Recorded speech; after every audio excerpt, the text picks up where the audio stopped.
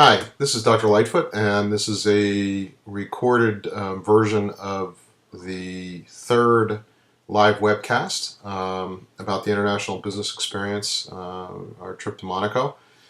And in this particular webcast, we're going to actually use the frame of reference of being a business or a business development person or a marketing person or an executive or an owner who is trying to decide which part of Europe would make sense to enter. There's a lot of questions that would need to be answered, a lot of research and due diligence that needs to be done in order to really set up the likelihood of success. So the first few slides that we're looking at, effectively just kind of confirming what we know about Europe. Europe is an interesting concept, if you will, in its kind of simplistic form. This first slide, where you see pretty much over on the right hand side, you see Russia and part of the other Eastern Bloc states, if you will, and then it touches down into Turkey and gets into the Middle East fairly quickly, at least from a border point of view, especially down in this region here, all the way over to Spain and virtually the tip of Africa. And then it even gets up into verging on North America, with Greenland being the large island, continent-like island that sort of juts out there. So, Europe is not easily defined other than by some basic geographical boundaries. And when we start to pull it apart and you look at the way in which Europe, the EU, the European Union, has been created, you see sort of a phased-in approach, but what you see is sort of the core of Europe, what I certainly grew up with as a child born in 1960. Europe to me was the lighter yellow colors in terms of the general concept. A couple of countries like Norway and Iceland and Switzerland are technically not a part of the European Union, but they are certainly part of Europe. And then more recently, the Eastern or Central European countries such as the Baltic region like Latvia and Estonia and Lithuania, Poland, Czech Republic, Slovakia, Hungary, Romania, Bulgaria, and then the former Yugoslavia, which is broken up into Serbia and Montenegro, Macedonia, Albania, Bosnia-Herzegovina, and Croatia, and Kosovo, of course, is the newest state. These are all Europe, as is Greece. So, the EU is evolving, and it's more or less following along sort of historic lines, if you will, in terms of the extension of Europe as relationships change and as laws and military powers wane, etc. Then you've got the Eurozone. This is kind of a refresher from the prior webcast, if you remember. Those that are blue use the euro, a common currency, and those that are red do not, and yet they're a part of the European Union. And so you have to ask yourself what's up with that in part, but also on the positive side, there are 17 countries and microstates, kind of like Monaco and San Marino and a few other places, that use the same currency, which makes for an easier process and a less costly process when you're actually over there and making money that way. From a growth point of view, this is from the International Monetary Fund in 2012, but effectively they expected that overall it would not be necessarily a good year for growth in the EU. What you see is the red states are expected to actually decline, which would be recessionary, and the pinkish states would be between 0 and 1% growth, so virtually no growth, and then the yellow would be 1 to 2% growth, and anything that's blue is going to be 2% or higher. Historically, based on my relatively limited understanding of economics and growth in the U.S., a growth rate of 2 to 3%, 2.5%, 3% is pretty good and represents a certain amount of stability, and it more or less allows for people to keep up with the rate of inflation from an American point of view. Other economies, like China, for example, has been growing at rates close to 10% for 35 years, which explains why they've gone from being a literally very, very poor on a per capita income basis country to the second country in terms of overall GDP. Per capita income is still relatively low in China because they've got almost 1.5 billion people, but they certainly have been increasing rapidly. So, a few fun facts. So why do we even care about Europe? Why is Europe intriguing? Well, from a overall target market point of view, it has over 500 million people, over 500 million people. So it's a big market. The U.S. by comparison is about 320 million. It represents about $15.8 trillion. U.S. is more like $17 trillion. So we're a bigger market. We have more per capita income in the U.S., but the Europeans, by and large, are relatively wealthy, and that means that they have money to spend. The euro in 17 countries, as I said before. Schengen Agreement, which allows for people to move freely amongst the countries, the 15 or 16 countries that are in the Schengen Agreement. There is no military union, so from a, they tend to be aligned more with NATO. Not all countries, but most countries are aligned with NATO, North Atlantic Treaty Organization, which gives them an alliance with the U.S. and with Canada, which helps in terms of military stuff. But it's not a separate military, so it does not necessarily lead to another world power or potentially confrontational kind of thing. And they have a central government that helps to try to sort through things and establish regulations and other kinds of things that theoretically, anyhow, should make things easier for people doing business or moving, etc. Has led to the Schengen, has led to the euro, so those are positive things. Negative attributes, still 28 different countries, sort of 50 in general that are in the European region, if you will, but 28 that are part of the EU. 24 different languages, so imagine the challenges of translation and cultural nuances, etc., that you'd have to go through as a marketing person to be successful. 12 different currencies, so even though they've got the euro, there are 11 other currencies that are active in the European Union.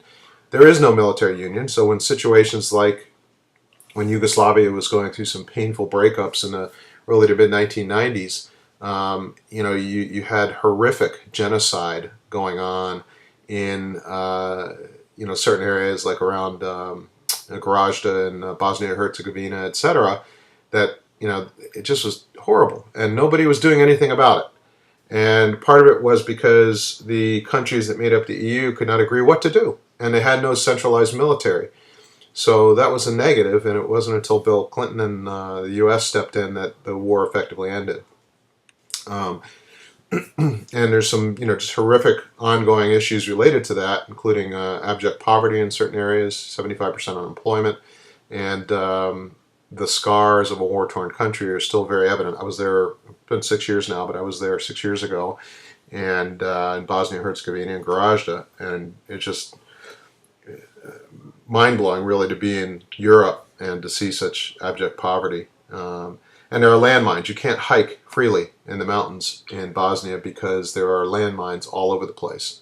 And they've never really been able to sort out how to resolve them because it's very, very expensive to get rid of landmines and obviously very dangerous work. And there's no map that tells you exactly where they are. So there are things like that that just, kind of crazy, but they are the result of some of the political concessions, if you will, made as they've tried to centralize things.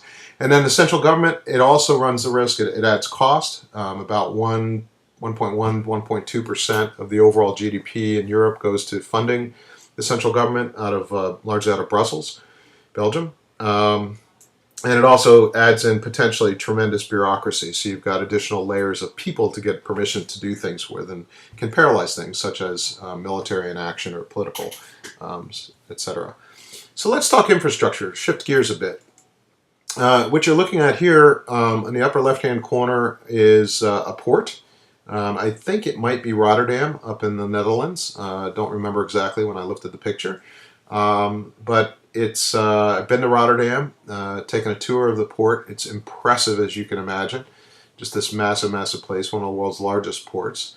And then you're also looking at the high-speed rail. I believe this one may be in Germany, actually. It looks like a German high-speed rail train, even as fuzzy as it is. And so you've got, some tremendous infrastructure, well-developed, world-class infrastructure. European companies are known to be leaders in logistics and leaders in the development of rail systems, etc. So clearly they've got some real strengths. As you can see, you've got the little red dots represent major ports in Europe, and Northern Europe and Southern Europe are pretty well covered. There are some possibly notable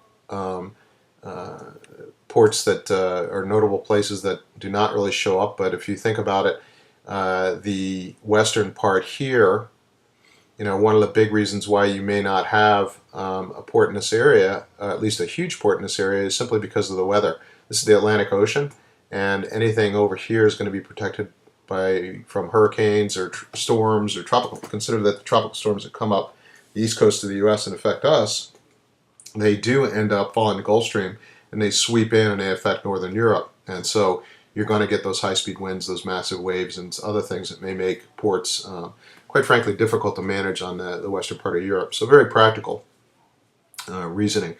The rail network in Europe is pretty extensive, as said before. It used to be that you could get even to the smallest town. First time I visited Europe in 1982, I was able to get to a village of 200 people via the rail. I took a fast train from where did I come from?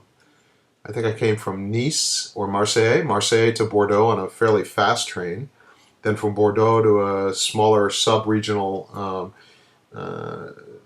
town called Perpignan, and on the next size train, sort of a regional train, if you will. And then I took a tiny little local train, 2 cars and maybe 20 seats on hardwood benches with open windows, to the town of Tenon, which was outside the village of Ruffignac. And Ruffignac is a well-known small little village, but it's well known because it's one of the places where you can find cave paintings from 20, 30,000 years ago. So it's very fascinating in itself. But I could take a small train there, but it's not like that anymore. It's just too expensive to run those small trains and to maintain that network.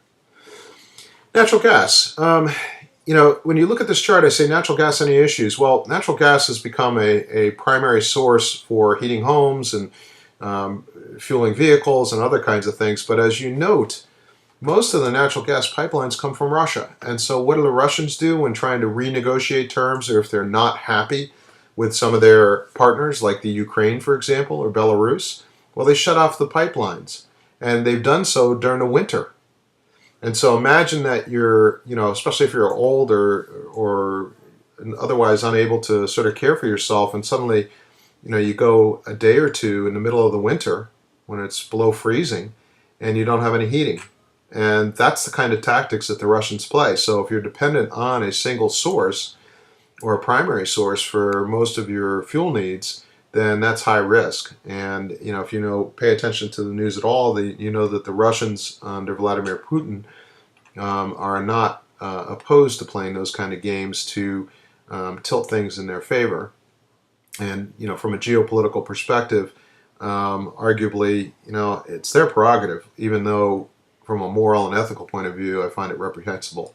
But that's the kind of stuff that goes on, and it just is sometimes mind-blowing that we do play those games, because from our point of view, at least I think on an individual basis, we like to think we're fairly quote-unquote civilized, but the reality is, even if you look at our own politics and how polarized we are in our country over certain issues, or at least some people are, who are making big deals about things on the left or the right or wherever, it doesn't really matter, then you can at least start to have some understanding of the passion and the intent behind some of the actions that people take. So this is clearly an issue for Europe because Russia controls too much, and so the EU, one of their big things that they need to lead is working with their member states. They've got to work to diversify and get off of the dependent. Russia has to be careful at some point, maybe not in the short term, but in the long term they certainly do, that they don't get either too greedy or too controlling and cause too many problems, because if they do, and Europe has some solutions, because Europe does have access to some fuel, particularly in the North Sea with the oil fields up there that have led to incredible wealth in Norway and parts of Scotland, then Russia just has to be careful. at some point. Maybe not there yet, but there are other efforts going on to attempt to build additional sources for Europe in general. Motorways. You may notice one thing that's interesting about motorways. These are the major autoroutes, and we're actually going to be down in the southern part down here. You see the two islands of Corsica and Sardinia, and Ibiza over here, and we're going to be right in this area over here near the border of Italy and France, and actually right about there on the A6, I think the auto route 6 out of France. Well, you notice these major auto routes, but when you get over here to Warsaw, no auto routes. And you get in here into Kiev and in the Ukraine, and you've got Minsk over here. You have maybe a couple auto routes, but that's about it. Kiev doesn't have any at all. And as noted in the meeting the other day, when we were talking this through, look at this. It's a buffer between Russia and Europe. Europe is well developed, but it's a military defensive move not to build major auto routes. And that's why the auto routes are not well developed. The Russians did not want Western European powers to have fairly easy access to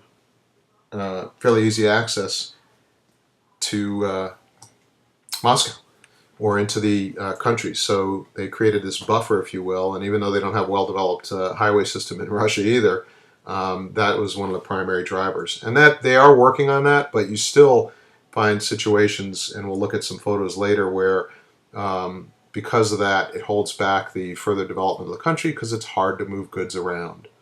So how do we go about evaluating a new market? Well, two tools that I just wanted to throw out as kind of fairly simplistic but impactful tools are SWOT analysis, where you look at internal strengths and weaknesses, and you also look externally at opportunities and threats. And then the PEST, which has been expanded into what now is often called or referred to as the STEEPLED analytical tool. And the elements of the STEEPLED approach are the political situation, economic, societal, technological, legal, environmental, ethics, and demographics. You see, to start off with, when you see an image like this, it should get you to step back and pause and one, be thankful that this does not happen, to my knowledge, to this extreme where you've got people literally out on the streets rioting in the U.S. And so we're grateful for that. But in other countries, including Western Europe, and this is actually, I believe, in Athens, Greece, not too long ago, just a few months ago, this is not unusual. And, the question that you have to ask yourself, and certainly when you get to the Middle East and other parts of the world, is very common. Would you be willing to enter a market? Would you be willing to go there first off on an individual basis to check things out? But secondly, would you even be willing to set up a business and invest time and money and put the lives potentially, or at least the goods that you have to offer, at risk? And so that's fairly extreme, but the main point that I'm trying to get across is that from a political point of view, if it's unstable, can you trust that you're going to be able to be successful? Another thing, completely different dimension, is European trucks. They often have soft sides. You can sort of see in this image the side of the truck. And you have to ask, why is that? Is it less expensive, more efficient, because it weighs less? What is it? Well, that might be part of it, but a lot of it's practical. The streets and roads in Europe are narrow in many cases once you get off the auto routes and the main roads. And they have certainly improved that over time, but you still have an awful lot of small little villages. And if you want to get your goods from or to those villages, you have to use vehicles that adapt to the streets in the villages. So rather than having everything emptied out the back, you also have the ability with the European trucks to empty them from the sides and just roll the flaps up. I mentioned before about infrastructure, and we talked about the auto routes. This is a highway in Poland. I've been in Poland 3 times, 91, 98, and 2006, and they are building a new auto route. So it's definitely improving, but it takes time and money and commitment. And so, it's not unusual to be about 10 miles outside the capital of Warsaw And this is how you're transporting goods. So you can imagine if you have a truck that's fully loaded, very heavy, and its driver is driving at the minimum speed, how that would impact traffic and transportation. It would just slow everything down. And so you can't move things around in Eastern Europe or Central Europe very easily or very quickly. And time is money. So if it takes twice as long for goods to get to market, then there's a cost associated with that, both in terms of that time could be used for other purposes as well as productive purposes, as well as from a competitive point of view. If even all else being equal, if it takes twice as long to get something from one place to the other, then you're going to lose a certain amount of business because you're taking longer and there are other people that will step in. The other thing too is things like fruits and vegetables. They're not going to have nearly as long a shelf life if it takes twice as long. So things like that.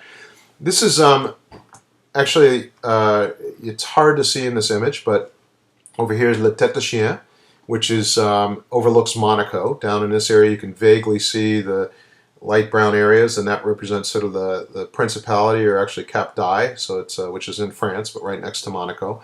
And the main thing to look at are these white lines here that go back and forth. This is one of the main roads up to La Turbie, and there's an auto route up here, and there's also other two-lane roads along here. But this is an old Roman path, and there's actually a Roman road in here that you can go down that I've hiked on a number of times. And it's really cool to think about the fact that during the time of Christ, this is when all this was built, and they still use the basic pathways. But these roads are narrow, they don't have guardrails, and yet you will have all kinds of vehicles going up and down these roads as you go into the little villages. So, you should not be driving up or down these very fast. The first month that we lived there in 2002, my wife would not drive at all. She took a bus, let somebody else drive, and until she got comfortable doing it. And there are 15 switchbacks to go basically about 2 miles up and down, zigging and zagging. So you can see some of the infrastructure issues, and we'll see it when we're there. Legal systems, the key elements are anti-discrimination, equal treatment, full and part-time working, employment contracts, maternity rights, parental leave, Social Security, personal data, transfer of undertakings, employee consultation, and pension and benefits. And the green represents laws and practices that are similar to the U.S. The yellow, laws and practices that are slightly different to the U.S., and laws and practices that are very different to the U.S. And now these are 4 European countries: the U.K., Germany and France, and Ireland. So really the big 3 for Europe overall within the European Union, and then Germany and France are the big 2 that historically have had major conflicts, World War I, World War II, but even before that. And so they kind of represent the pillars and the cornerstone. Ireland represents, smaller Europe, if you will. And you can see that Ireland and the UK, laws and practices tend to be fairly similar to the US. Whereas Germany, and especially France, the laws and practices are very different to the US. So within just these 4 countries that represent, especially 3 of them that represent the leading powers of the EU, you can see there's huge differences, potentially, in the legal systems between the UK, Germany, and France. And so imagine how challenging it can be to operate in those countries when the laws are, and the judicial process can be significantly different, and just the amount of time and cost it potentially involved in trying to sort things out should you need to. Whether it's just simply filing documentation and paperwork, or going about doing your business, or enforcing contracts, or dealing with some of the liability and legal issues related to employing people, and etc. So it is quite complex, and it takes a lot to figure out. So the concept of a common market, the concept of a unified Europe, really starts to get pulled apart when you start looking at things at a granular level or a very particular level, and that's what the PEST or PESTAL analysis. So also look at technology. Essentially what you find is, as you're trying to scan and look for opportunities, you find some wide variation and the use of different devices. And I know you can't read this, smartphone usage, the use of text message and applications and all that sort of stuff. But basically, again, you can't think of Europe as just one market where the usage is the same. You have to pull it apart and look at the individual markets. You know, you have to do the same thing in the U.S. as well. And I'd argue that geographical bounds is only one dimension. You've got to get down to the individual and the preferences and ages and demographics and psychographics, etc. Also, you know, internet usage. You know, what are the different patterns? You know, that in terms of the number of people and percentages of people that are using the internet. This is actually for a specific website, but it does give you some sense and feel that there's a lot of variation, and so you need to understand that.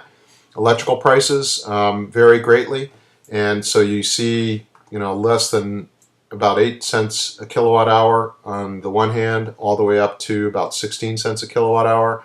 Some of it is the actual cost of the electricity. So if a country generates its own electricity, then its costs may tend to be lower. If it depends on sourcing electricity, such as natural gas to fuel its turbines, etc., as we looked at before, then its costs would tend to be higher. Some of the costs are inflated, and you can see the three over here on the left-hand side. Their costs are higher, especially the second one. I think it might be Denmark. Because in addition to the value-added tax that you find throughout Europe that typically runs around 20%, although you see some variation here, they also have other taxes, national taxes or state taxes, if you will, that they put on top. And some countries have significant state taxes, such as Denmark, but others have almost no state tax, as you can see in the other areas. So got a lot of variation, and costs are critical to understand. You need to understand what you're getting into, especially if things like electricity, like if you're a manufacturer, that could be a big deal. If you run a lot of computers, that can be a big deal. So you've got to know what you're getting into, because it can be the kind of thing that can really affect your financial model. Other things to consider: cost of labor. It's not equal throughout Europe. As a general rule, the further south you go and the further east you go into Eastern Europe, the less expensive labor is. But then on the other hand, educational level may also not be comparable, even though the degree you might think that two degrees are similar. That's not necessarily the case. Taxes, and both in terms of costs on goods and services, but also import-export duties, as well as any tax benefits you might get. Healthcare, education for kids, these are things that people care about, employees in particular. As we started out by talking about governmental stability and reception as an issue, reception means, do the local folks, the folks that you're most likely to work with, the Chamber of Commerce, the mayor, the political organizations in the county, the city, the town, the village, whatever you're working in, are they happy that you're there? And are they happy in the sense, not just, hey, how are you doing, kind of happy, but do they actually go out of their way to try to help your business be successful? Do they invite you to events? Do they feature you in certain things? Do they help provide training, make connections, that sort of stuff, much less offer incentives for you being there? If not, it's going to make it a lot harder for you to accomplish your goals. If so, then it can be a very positive thing. And then also the flow of capital. Can you take out your profits, for example? There are some countries in the world where that's not necessarily an easy thing to do, and so you have to come up with some fairly sophisticated method for repatriating your profits, if you will. Now, you may want to invest in your local economy, and it's always a good strategy is leave some of your profits there. But on the other hand, if you're a U.S.-based business, then you also are probably obligated to, and would also want to benefit from the fact that you've opened up this new markets, and use that benefits to continue to innovate and differentiate yourself and reward your shareholders and all that sort of stuff. So other factors to consider: educational attainment. I kind of alluded to this before, but you find in some countries, like in Denmark and Ireland, Luxembourg, almost half of the population has tertiary educational attainment, which basically means a college degree, undergraduate degree at a minimum. The EU is in general is about a third, 33%. And part of that is because Romania, Italy, surprisingly, are both 20% or below. So 1 out of 5 as an undergraduate education, whereas in Ireland or Denmark or Luxembourg, it's more at a 1 out of 2. So you do find a lot of variation. And if that matters to you for some reason, then you need to take that into account. Other things like discretionary spending as a proportion of consumer expenditure. In the U.S., we basically can decide, it's not taxes, it's not other kinds of bills that we need to spend, but we can make choices about how we spend the majority of our income. Whereas in other countries, that's not necessarily the case. You get to parts, again, South and Eastern Europe, and you're down to maybe half to less than half. It's better than some places. Certainly when you get into Northern Africa, for example, it may be more like a third, and then you get into the continent in general, and it's probably people are really just fighting to survive. So, if you got the kind of good or service that requires discretionary spending, then it's important to understand something about that as well. And some other things to look at. We've touched on a lot of these already, but political and regulatory environment. It's important to understand the details. Anything from import-export. Some years ago, I had a small side business, e-business, that was doing fairly well, making a little bit of decent money out of it. Ran it for about 10, 12 years. And part of what I did was I was selling some books for a year or two. And it was good. I had one order for about $800 from Singapore, and made some good margin, about $300 or so. But then I found out that there was a $100 tax that was being levied on it, and I had to transfer some of those profits back. And I simply didn't know that that was the case. I thought my shipping fees alone would cover that. But and that, unfortunately, it was a small amount, relatively speaking, that I could take out of the profits rather than something substantial. So, you just have to kind of take a hard look at the overall approach and try to understand all the different aspects. This is a case where if you've ever process mapped or flow charted, it really helps to kind of look at the sequence of events and the sequence of activities and the sequence of companies and people that you're going to interact with, and try to understand what the costs are involved with each of those critical steps.